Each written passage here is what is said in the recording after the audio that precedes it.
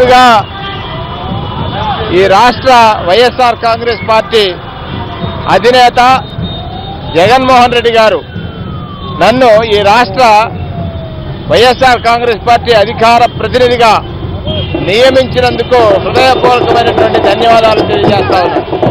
ప్రత్యేకించి తూర్పుగోదావరి జిల్లా ప్రజానీకం నన్ను వారి హక్కున చేర్చుకుని నాకు రాజకీయ జీవితాన్ని ఇచ్చారు. దానిలో భాగంగా కాకినాడ రూరల్ నియోజకవర్గ ప్రజానీకం ఇవాళ నాకు ఈ గుర్తింపు రావడానికి కారణమయ్యారు. వారికి కూడా నా హృదయపూర్వకమైనటువంటి నమస్కారాలు తెలియజేస్తా ఉన్నాను. ఇవాళ ఈ రాష్ట్రంలో జరుగుతున్నటువంటి పరిస్థితుల్ని నిశ్చితంగా పరిశీలించి మా పార్టీ విధి విధానాలు ఈ ప్రభుత్వం పైన ప్రతిపక్షంలో ఉండి వైఎస్ఆర్ కాంగ్రెస్ పార్టీ చేస్తున్నటువంటి పోరాటాలు ప్రజలకి సవివరంగా వివరించడానికి, వారికి సక్రమమైనటువంటి సమాచారాన్ని చేరవేయడానికి ఈ అధికార ప్రతినిధి పదవిని పూర్తిగా సద్వినియోగపరుచుకుంటాను.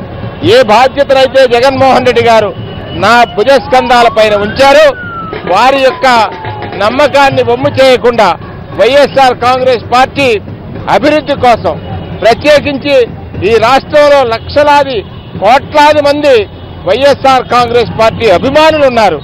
వారి యొక్క వాణిని వినిపించడానికి నాకు ఒక అవకాశం జగన్మోహన్ రెడ్డి గారు ఇచ్చారు. వైఎస్ఆర్ కాంగ్రెస్ పార్టీ గ్రామ స్థాయి నుండి కూడా పటిష్టం కావడానికి, గ్రామ స్థాయి సమస్యలను కూడా ప్రతిబింబించి ఈ ప్రభుత్వం మీద పోరాటం చేయడానికి ముందుగా అందరితో పాటుగా మేము కూడా ఒక కార్యకర్త మాదిరిగా పనిచేస్తాననేటువంటి మాటని మనవి చేసుకుంటూ మరొకసారి తూర్పుగోదావరి జిల్లా వైఎస్ఆర్ కాంగ్రెస్ పార్టీ నాయకత్వానికి, దానితో పాటుగా ఈ రాష్ట్రంలో ప్రాతినిధ్యం వహిస్తున్నటువంటి పెద్దలందరికీ కూడా హృదయపూర్వకమైనటువంటి నమస్కారాలు. ప్రతిపక్షంలో ఉన్నటువంటి, అధికార పక్షంలో ఉన్నటువంటి, ప్రభుత్వంలో ఉన్నటువంటి నాయకులు చెలరేగిపోయి మాట్లాడుతూ ఉన్నారు. వారికి ప్రజా మద్దతు లేదని తెలిసి ప్రతిపక్షంలో ఉన్నటువంటి శాసనసభ్యుల్ని కొనుగోలు చేస్తా ఉన్నారు. మనం మొన్ననే చూసాం, తెలంగాణ రాష్ట్రంలో ఒక ఓటుకి 5 కోట్లు ఇచ్చి కొన్నటువంటి తీరు. ఇవాళ శాసనసభ్యుడికి 20 కోట్లు ఇచ్చి కొని ఈ రాష్ట్రాన్ని పరిపాలించాలనేటువంటి దమన నీతి. చంద్రబాబు నాయుడు గారు మొదటి నుంచి కూడా ఈ రాష్ట్రంలో అధికారం కోసం పిల్లనిచ్చిన మామనే వెన్నుపోటు పొడిచినటువంటి వ్యక్తి. ఈ రాష్ట్ర ప్రజలు ఆకాంక్షించారు ఆ రోజు ఎన్టీ రామారావు గారు సుపరిపాలన ఇస్తారని. ఆయన దగ్గర నుంచి అధికారం తీసుకున్నటువంటి వ్యక్తి. ఇవాళ ఆయన మంత్రుల చేత నీతికి నిబద్ధతకి నిలిచినటువంటి నాయకుడు జగన్మోహన్ రెడ్డి గారి మీద అనేకమైనటువంటి అసత్యపు ఆరోపణలు చేస్తా ఉన్నారు.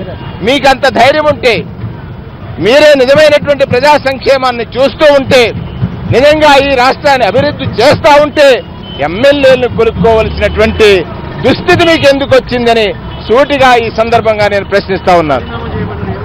ఇది ప్రజావాణి. మీరు అడుగుతా ఉన్నారు రాజీనామాలు చేయండి ప్రతిపక్షంలో ఉన్న వారందరూ అని. అయ్యా, మొన్ననే మనం చూసాం, తెలంగాణ రాష్ట్రంలో తెలుగుదేశానికి సంబంధించినటువంటి శాసనసభ్యులు తెరాసాలో జాయిన్ అయ్యి ఇంకా 4-5 మిగిలిన్నారు. మరి మీ శాసనసభ్యులతో అక్కడ రాజీనామాలు చేయించి ఇక్కడ అడగండి. మీరు ఒక చోట ఒక మాట, వేరొక చోట వేరొక మాట. అధికారం కోసం ఎన్ని అర్రులైనా చేస్తారని రాష్ట్ర ప్రజలు గమనించారు. ఇవాళ మీరు శాసనసభ్యుల్ని కొనొచ్చు కానీ ఈ రాష్ట్ర ప్రజల్ని కొనలేరు.